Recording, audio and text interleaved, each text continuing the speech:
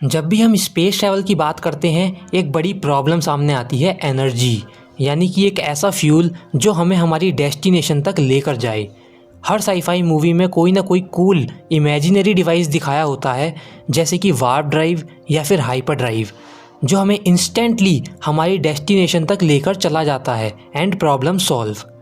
पर ये सब साइंस फिक्शन में ही अच्छा लगता है, क्योंकि रियल वर्ल्ड में ऐसी टेक अभी तक बनाई गई नहीं है। लेकिन इसका मतलब ये नहीं है कि हम अपनी गैलेक्सी के स्टार्स के बीच ट्रैवल नहीं कर सकते। बस हमें अपने स्पेसक्राफ्ट को पावर देने का कोई नया तरीका ढूंढना होगा, और इसका एक बहुत अच्छा सॉल्यूशन छुपा हुआ है हमारी हिस्ट्री में। काफ़ी सालों तक लोगों ने बोट्स का इस्तेमाल किया, या तो लकड़ी की चप्पू वाली बोट्स जो कि हाथों से चलती थी, या फिर सेलर वाली बोट जो कि हवा के जोर से चलती थी। इनमें कोई फ्यूल नहीं होता था, फिर भी ये बोट समुंदर पार कर लेती थी। आज भी सेल बोट्स का यूज करा जाता है, और आज भी ये बिना इंजन के चलती हैं, केवल हवा की एनर्जी से। अब सोचो अगर यही आइडिया हम स्पेस में यूज कर सके तो।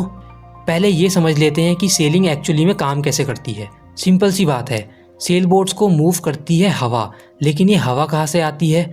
हमारी अर्थ पे कई सारी एटमॉस्फेयर की लेयर्स हैं, जिसमें से कुछ गर्म है, कुछ ठंडी है। जब नीचे वाली लेयर्स की हवा गर्म हो जाती है तो वो ऊपर चले जाती है और ठंडी हवा उसकी जगह ले लेती है। इसी प्रोसेस से बनती है विंड, जिससे कि हमारी बोट्स चल पाती हैं। लेकिन स्पेस समुंदर से बहुत अलग है। वहाँ ना कोई पुश है ना कोई पुल, सब कुछ एकदम स्टिल है। प्रॉब्लम ये है कि हमारे आज के रॉकेट्स बहुत ही स्लो और इनएफिशिएंट हैं। चाहे वो नासा के रॉकेट्स हो, स्पेसएक्स के रॉकेट्स हो, या हमारे इसरो के रॉकेट्स हो, सभी केमिकल फ्यूल पर चलते हैं। और इन रॉकेट्स का ऑलमोस्ट सारा फ्यूल अर्थ की ग्रेविटी से बाहर निकलने में ही यूज हो जाता है, और आगे का डिस्टेंस ट्रैवल करने के लिए हमारे पास फ्यूल ही नहीं बचता है। साइंटिस्ट ने कई सारे प्रपल्शन मेथड ट्राई किए हैं, जैसे कि न्यूक्लियर प्रपल्शन और आयन ड्राइव्स। इनमें पोटेंशियल तो है, लेकिन प्रॉब्लम्स भी बहुत हैं। या तो फ्यूल इनमें काफ़ी नहीं होता, या एफिशिएंसी बहुत कम होती है। हमारा क्लोजेस्ट स्टार है प्रॉक्सिमा सेंचुरी, जो कि हमसे 4 लाइट ईयर दूर है। अब तक का हमारा सबसे फास्टेस्ट स्पेसक्राफ्ट जो कि आउटर स्पेस की तरफ जा रहा है वो है वॉयेजर 1, जो कि 61,000 किलोमीटर प्रति घंटा की रफ्तार से चल रहा है।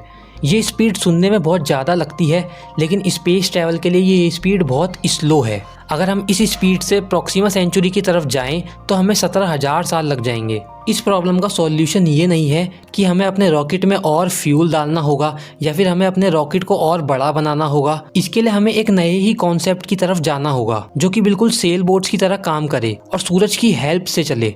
एंड गेस व्हाट, ऐसी टेक्नोलॉजी ऑलरेडी एग्जिस्ट करती है। इसका नाम है सोलर सेल। ये इंजन से नहीं बल्कि लाइट के प्रेशर से चलता है। जैसे हवा एक पतंग को उड़ाती है, वैसे ही सनलाइट का प्रेशर इस सेल को पुश करता है।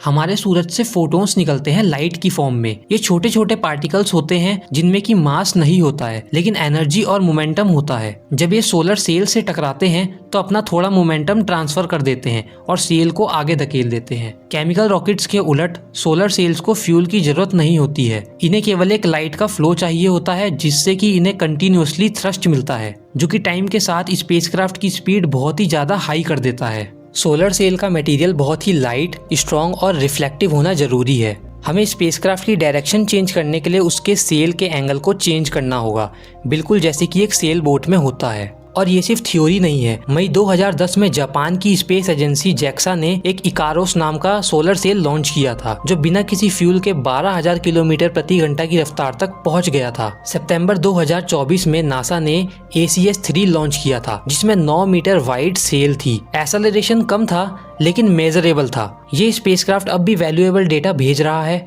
लेकिन स्टार्स तक पहुंचने के लिए सिर्फ सनलाइट काफी ना हो। हमें एक एक्स्ट्रा पुश देना होगा, जो कि हम दे सकते हैं लेजर्स की हेल्प से। 2016 में स्टीफन हॉकिंस ने एक प्रोजेक्ट प्रपोज किया था, जिसमें सोलर सेल्स को लेजर की मदद से पुश किया जाएगा, ताकि वो लाइट की 20% स्पीड तक पहुंच सके। इससे प्रॉक्सिमा सेंचुरी सिर्फ 20 सालों में हम कवर कर सकते हैं। इसके लिए हमें एक बहुत ही पावरफुल लेज़र और स्पेसक्राफ्ट रेडी करना होगा। स्पेसक्राफ्ट को बहुत बड़ा बनाना होगा और उसको हमें स्पेस में ही असेंबल करना होगा, क्योंकि लाइट की इंटेंसिटी एक टाइम के बाद बहुत कम हो जाती है। तो हमें स्पेसक्राफ्ट को शुरुआत में ही एक्सेलरेशन देना होगा। अगर एक्सेलरेशन टाइम पर नहीं दिया गया तो स्पेसक्राफ्ट को कंट्रोल करना बहुत ही मुश्किल हो जाएगा, और स्पेसक्राफ्ट स्पेस में हमेशा के लिए भी खो सकता है। पर मान लेते हैं हमने स्पेसक्राफ्ट को सही डायरेक्शन में पुश कर दिया और अब स्पेसक्राफ्ट लाइट की 20% स्पीड पर चल रहा है। लेकिन जब ये अपनी डेस्टिनेशन पर पहुंचेगा तो हम इसे रोकेंगे कैसे? इसे रोकने के लिए हमें बस सेल को रिवर्स करना होगा ताकि स्टार से निकलने वाली लाइट इसकी स्पीड को कम कर दे और इस तरीके से हम दूसरे स्टार तक पहुंच सकते हैं। लेकिन दोस्तों ये इतना भी आसान नहीं है, क्योंकि सफ़र के दौरान भी हमें कई सारी प्रॉब्लम्स को टैकल करना होगा, जैसे कि रेडिएशन शील्डिंग, आर्टिफिशियल ग्रेविटी और लाइफ सपोर्ट सिस्टम। तो देखा जाए तो अभी के लिए तो ये प्रैक्टिकल नहीं है, लेकिन फ्यूचर में बिल्कुल इसका इस्तेमाल हो सकता है, क्योंकि दोस्तों सोलर सेल्स में बहुत पोटेंशियल है।